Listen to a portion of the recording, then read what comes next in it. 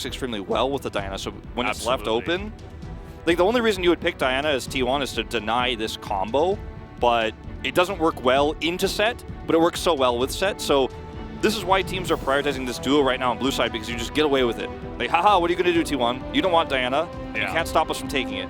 And they ban away the Nocturne, which could shut out the lights and potentially get in the way of some kind of follow-up engage. So you don't get to pick it yourself, but that's okay. I mean, there's other options that you can go for here. As you mentioned, there's already 2 pieces of this composition that are put in very nicely together.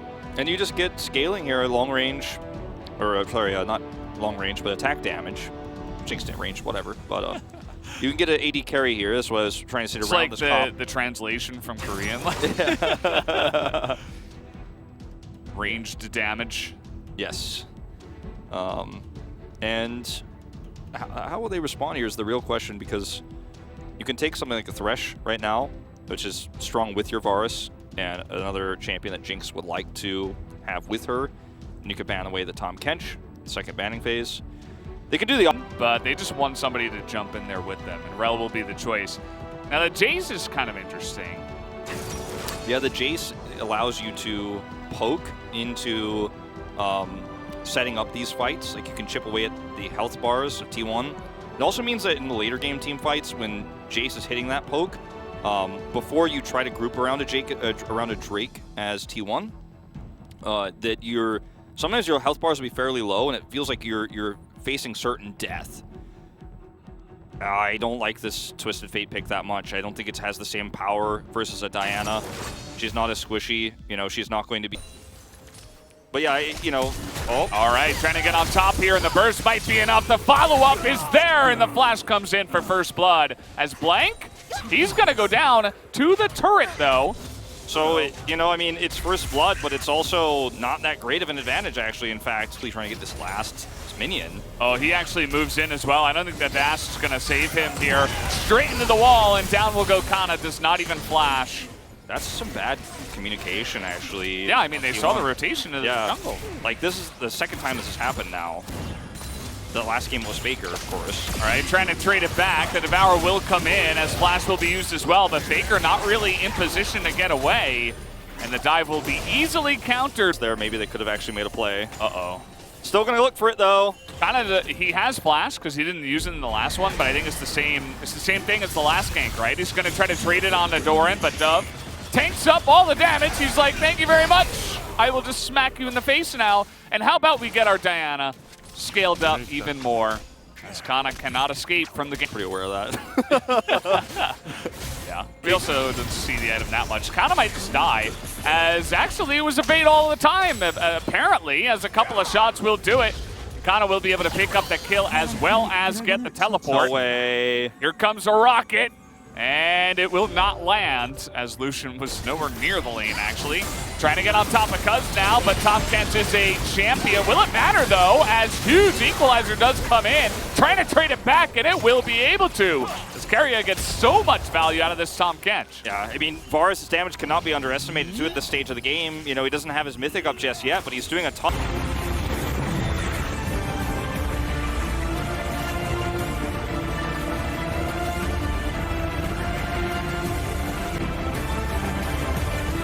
Non-stop attacking people with 2 items. Pretty strong. Keria looks like he just got very out of position here. Not sure how that happened. Maybe just trying to ward and he gets caught out by someone. But the only ultimate that was actually used was the rocket from the Jinx. If you look at all the wards that are over there for T1, it's a little bit puzzling that, like, I mean, how many more wards can they put in there?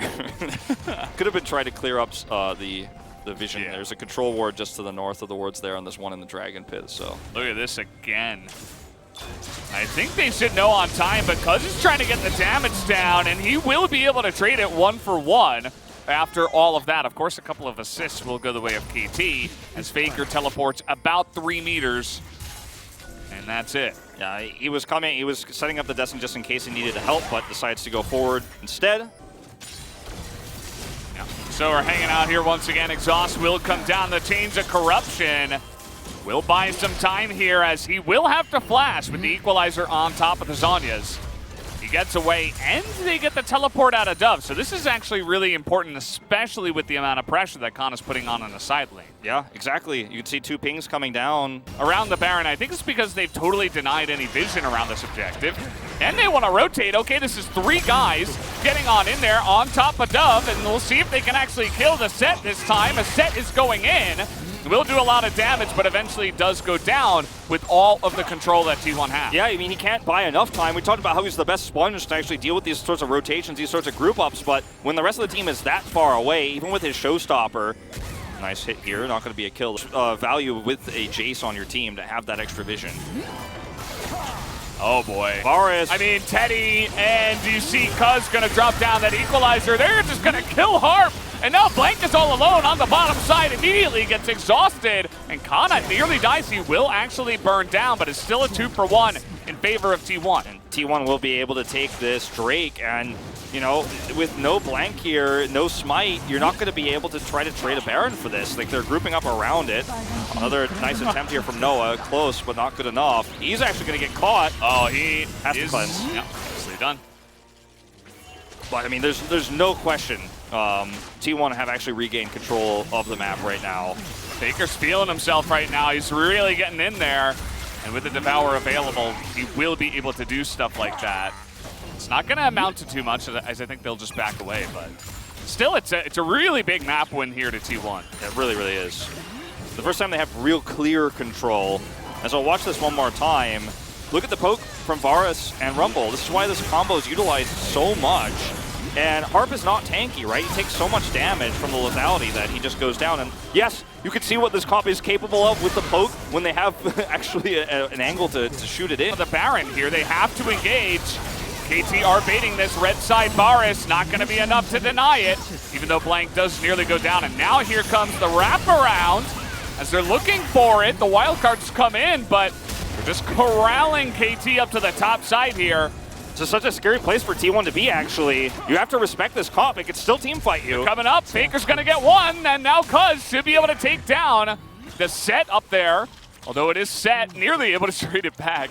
But still, 2 kills here go the way of T1 over the Baron. A big objective into the pockets of KT. Yeah, if they're able to keep Blank healthy, and he could actually go a little bit here.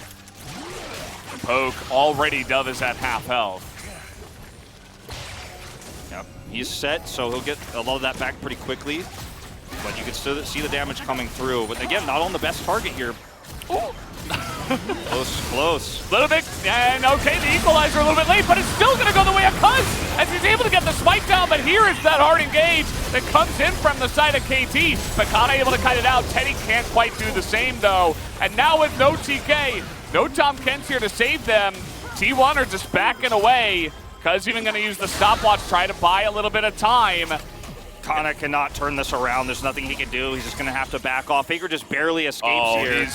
He's trying to do it, but he immediately gets blasted.